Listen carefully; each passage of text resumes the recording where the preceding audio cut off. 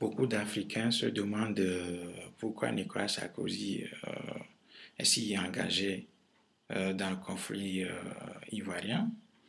Alors, je voudrais tout simplement dire à ces gens, répondre à ces gens en leur rappelant que Nicolas Sarkozy est quelqu'un de particulièrement agressif.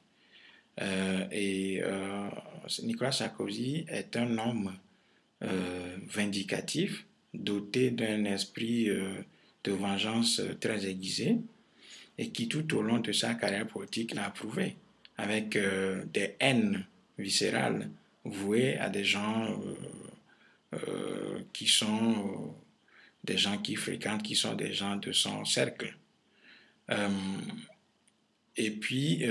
on voit aujourd'hui Nicolas Sarkozy démontrer sa haine, toute sa splendeur haineuse à l'endroit de Dominique de Villepin, par exemple, qu'il avait préjugé, avant même que la justice française se soit saisie du dossier de Claire Stream.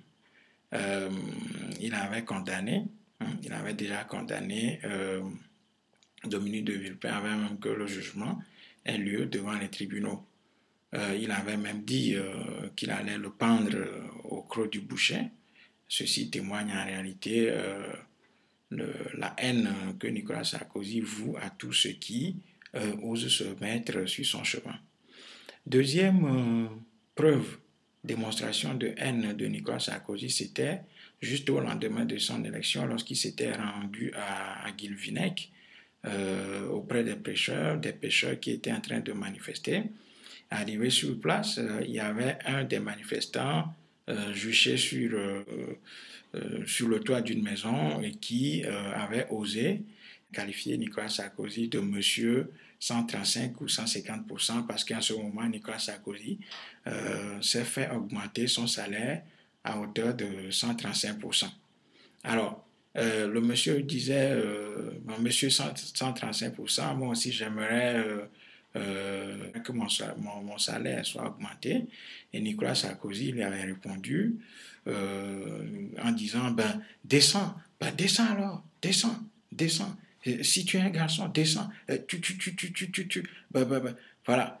Alors, ceci témoigne un peu de la petitesse de la personnalité de Nicolas Sarkozy, qui est en fait le président d'un pays comme la France. Troisième démonstration de la haine de Nicolas Sarkozy, c'est que c'est au Salon de l'Agriculture, lorsqu'il s'était présenté au Salon d'Agriculture en 2009 et que un des participants à ce salon lui avait dit touche-moi pas, tu me salis. Nicolas Sarkozy, dans sa petitesse et dans sa haine, dans son esprit de haine particulièrement aiguisé, lui avait répondu du tac au tac en lui disant casse-toi pauvre con, casse-toi pauvre con. Bon, donc cela démontre en fait que Nicolas Sarkozy c'est quelqu'un qui aime rendre coup pour coup et qui n'est pas doté d'un esprit d'homme d'État. Il n'est pas doté d'un esprit d'homme d'État. C'est quelqu'un qui, s'il le faut, même utilise les moyens de l'État pour assouvir sa vengeance. Parce qu'en fait, Nicolas Sarkozy, étant le président de la France, étant le président de la République, il pouvait tout au moins s'éloigner de ce type de propos à l'égard des citoyens français qui sont mécontents et qui ne sont pas, je dirais, qui ne se retrouvent pas dans la politique qu'il développe. Alors, quatrième démonstration de l'esprit de vengeance de Nicolas Sarkozy, c'était lorsque l'enfant de Kadhafi avait osé parler de 50 millions d'euros qu'ils ont donnés à Nicolas Sarkozy lors de sa campagne, pour soutenir sa campagne électorale afin qu'il soit élu en France. Nicolas Sarkozy s'était particulièrement vexé et ceci certainement a joué un grand rôle dans le zèle, dans le déploiement de zèle qu'a été celui de Nicolas Sarkozy lors de l'agression et de l'invasion de la Libye de Muammar Kadhafi. Ce qui veut dire qu'en clair, Nicolas Sarkozy n'a pas du tout aimé qu'on parle que l'enfant de Kadhafi ait osé parler des 50 millions qu'il lui aurait donné afin qu'il puisse battre Ségolène Royal lors du deuxième tour de l'élection présidentielle en France. Alors, aujourd'hui, on voit la même haine que Nicolas Sarkozy déploie à l'égard de Laurent Gbagbo, tout simplement parce que Laurent Gbagbo a osé défier Monsieur Nicolas Sarkozy, c'est-à-dire le petit roi soleil français, qui avait convoqué tous les métayers de la France en Afrique. Alors, ces métayers étaient venus en France défiler sur le boulevard de l'Élysée sous prétexte qu'il s'agit de ce qu'ils ont appelé le jubilé de l'Afrique, c'est-à-dire le cinquantenaire des indépendants de l'Afrique. Alors, Laurent Gbagbo était le seul président, le seul dirigeant africain à dire non et à contester l'esprit même de cette manifestation en disant que finalement la Côte d'Ivoire n'était pas une préfecture de la France et que pendant trop longtemps on a fêté en Afrique et qu'il serait temps qu'on consacre de l'énergie et du temps à réfléchir, à savoir d'où nous venons et où nous voulons aller. Donc ceci a été particulièrement vu comme une défiance.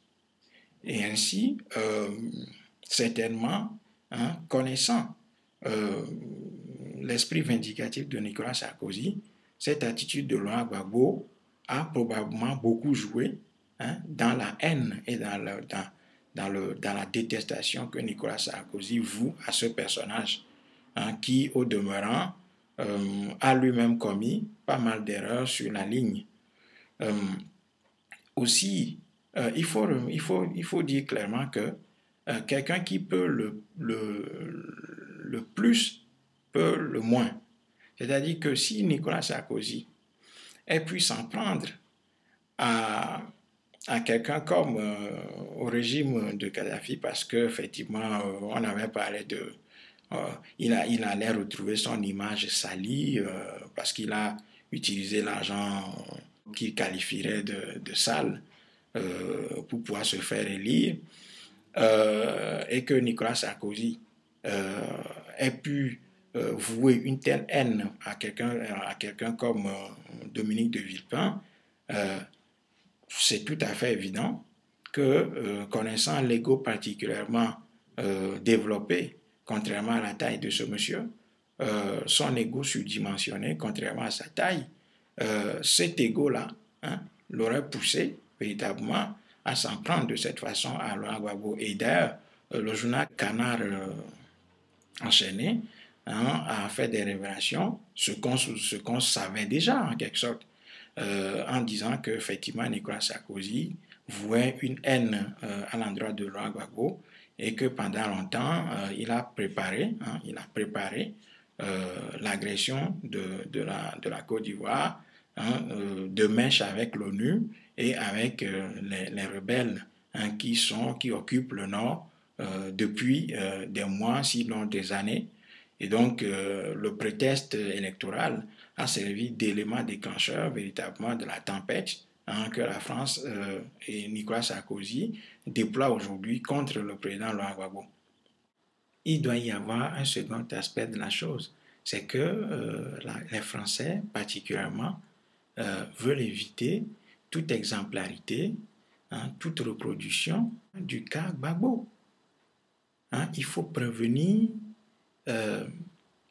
la reproduction de l'exemple Gbagbo. Les Français ne veulent pas qu'il y ait en Afrique des gens qui aient le courage de dire non et qui aient la capacité de réfléchir tout simplement. La France veut empêcher que les dirigeants africains réfléchissent par eux-mêmes et voient en certaines propositions de la France, en certaines actions de la France, des actes qui sont contraires à leurs intérêts. Donc, il faut aujourd'hui empêcher toute reproduction du cas Gbagbo en Afrique.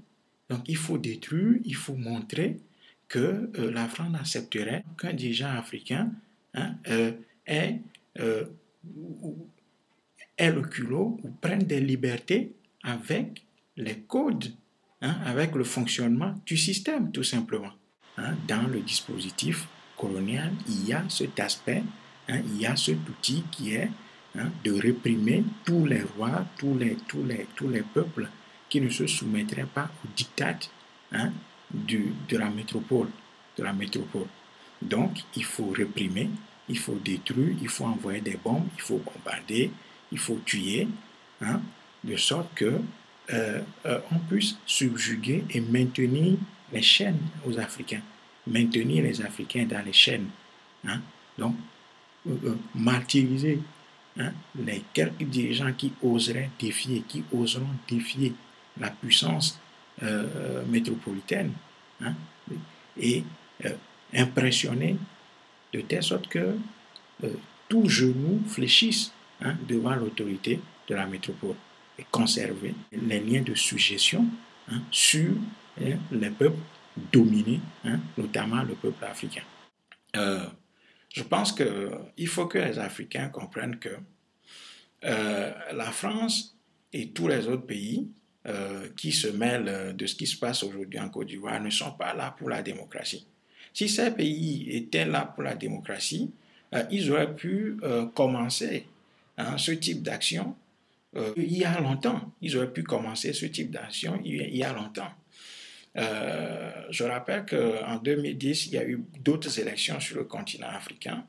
On sait qu'en 2009, je crois, il y a eu l'élection au Gabon. C'est les Français qui ont placé le fils Bongo au pouvoir après le décès de son père. Nicolas Sarkozy avait validé cette élection depuis, je crois, l'Amérique du Sud.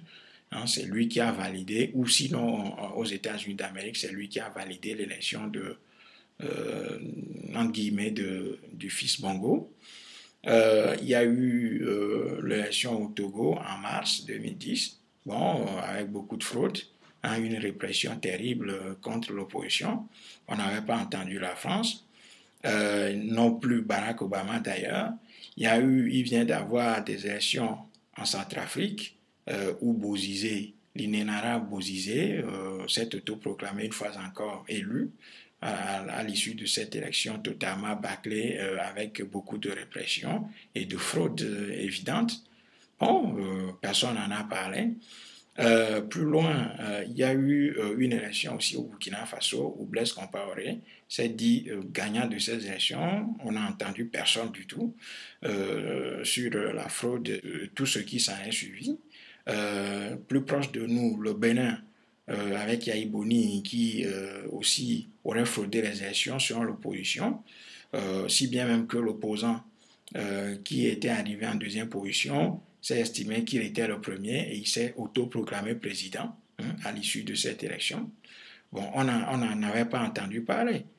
Alors, l'acharnement des États-Unis et de la France contre la personne de Laurent Gbagbo est quelque chose d'inédit. Et ceci vient du fait que Laurent Gbagbo, dès le départ, n'a pas été coopté par le système. Laurent Gbagbo, en fait, n'est pas venu au pouvoir du fait de l'acceptation ou bien du fait de l'onction qu'il aurait reçue du système. C'est quelqu'un qui vient d'un autre monde et puis qui avait une certaine vision du pouvoir et qui, je ne dirais pas malheureusement, mais en toute logique, s'était retrouvé confronté à la réalité du système. Parce que s'il avait conquis le pouvoir, je dirais, sans l'onction de ces gens, il n'en demeure pas moins vrai qu'il n'avait pas décidé de sortir totalement du système. Ce qui fait qu'aujourd'hui, il est rattrapé par ses propres contradictions aussi, lesquelles contradictions ont été développées lors d'une conférence que nous avions animée il n'y a pas très longtemps à Genève. Alors, aujourd'hui, je crois que ce qu'il faut retenir en définitive, parce qu'il y a beaucoup d'Africains qui sont en train de dire que la Côte d'Ivoire est un pays souverain. Si la Côte d'Ivoire était un pays souverain, la France n'allait pas s'engager dans cette bataille de cette façon, surtout pas. Et ensuite, la France ne se serait pas donné le culot d'aller occuper l'aéroport d'Abidjan aux fins de faire passer des armes et des combattants, hein, et en même temps empêcher que les autorités ivoiriennes disposent, hein, de l'aéroport d'Abidjan. Et donc, si des gens considèrent que ce qui se passe aujourd'hui en Côte d'Ivoire était le signe euh, d'une indépendance en Afrique, eh bien, euh, on peut attendre le pire, on peut attendre le pire pour le peuple noir. Parce que lorsqu'un pays se fait agresser de cette façon et que des gens trouvent que ce n'est pas la colonisation qui continue, eh bien,